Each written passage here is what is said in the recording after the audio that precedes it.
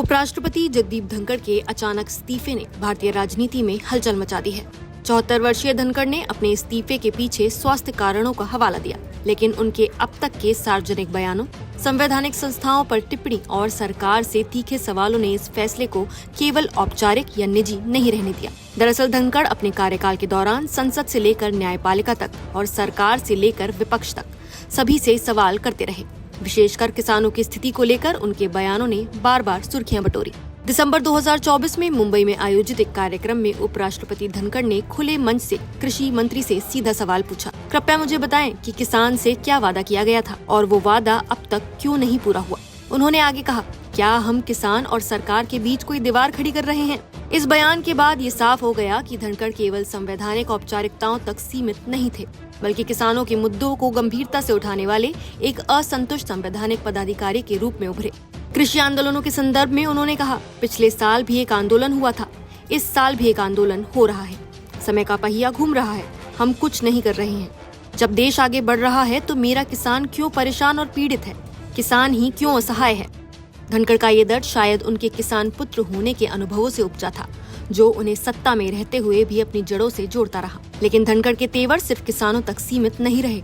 उन्होंने न्यायपालिका, विशेषकर सुप्रीम कोर्ट की सक्रियता और शक्तियों के बंटवारे पर भी बार बार सवाल उठाए। उन्होंने एक कार्यक्रम में कहा था कि संविधान का अनुच्छेद 142 अब लोकतांत्रिक संस्थाओं के खिलाफ एक परमाणु मिसाइल बन चुका है। उनका इशारा था कि जब सुप्रीम कोर्ट संसद द्वारा पारित कानूनों को रद्द कर देता है तो ये सत्ता के बंटवारे के सिद्धांत को कमजोर करता है। उन्होंने राष्ट्रीय न्यायिक नियुक्ति आयोग यानी NJAC कानून को रद्द करने के सुप्रीम कोर्ट के फैसले को लोकतंत्र के विरुद्ध ठहराया और कहा कि जब संसद द्वारा सर्वसम्मति से पारित कानून को अदालत खारिज कर देती है और संसद चुप रहती है तो ये लोकतंत्र की कमजोरी दर्शाता है। कोलिजियम प्रणाली की आलोचना करते हुए उन्होंने तत्कालीन मुख्य न्यायाधीश DY चंद्रचूड़ की उपस्थिति में कहा था कि न्यायिक नियुक्तियों की पारदर्शिता पर गंभीर सवाल हैं और संसद की भूमिका को अनदेखा नहीं किया जा सकता। ये पहली बार नहीं था जब किसी उपराष्ट्रपति ने न्यायपालिका की इतनी मुखर आलोचना की हो। धनखड़ न्यायपालिका के प्रति अपने आलोचनात्मक रुख को संस्थागत दायरे में रखते हुए बार बार संसद की सर्वोच्चता की बात करते रहे। राज्यसभा के सभापति के रूप में भी उनका कार्यकाल लगातार टकराव से भरा रहा।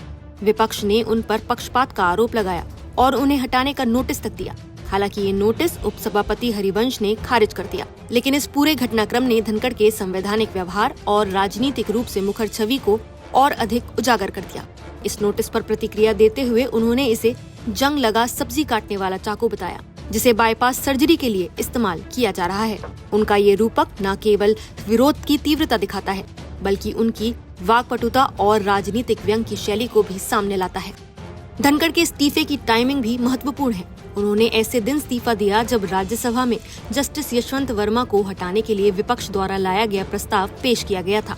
ये प्रस्ताव खुद धनखड़ को सौंपा गया था और उन्होंने इसे सदन में दर्ज भी किया। ये घटनाक्रम बताता है कि संसद और न्यायपालिका के बीच जो खींचतान पिछले कुछ वर्षों से चल रही है, उसमें धनखड़ की भूमिका केवल पर्यवेक्षक की नहीं बल्कि निर्णायक हस्तक्षेपकर्ता की रही।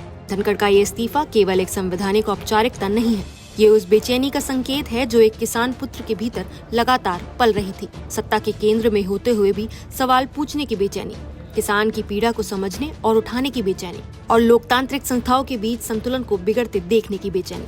वो VV गिरी और R वेंकट रमन के बाद भारत के तीसरे उपराष्ट्रपति बने जिन्होंने कार्यकाल पूरा होने से पहले इस्तीफा दिया है। लेकिन गिरी और वेंकट रमन ने राष्ट्रपति चुनाव लड़ने के लिए इस्तीफा दिया था, जबकि धनखड़ का इस्तीफा उनकी विचारधारा और सार्वजनिक चिंताओं का प्रतीक बन गया है।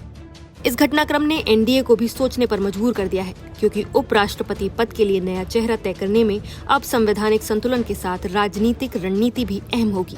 सवाल ये भी है कि क्या धनखड़ की मुखरता उनके उत्तराधिकारी में भी देखने को मिलेगी या ये सिर्फ एक असाधारण अपवाद था।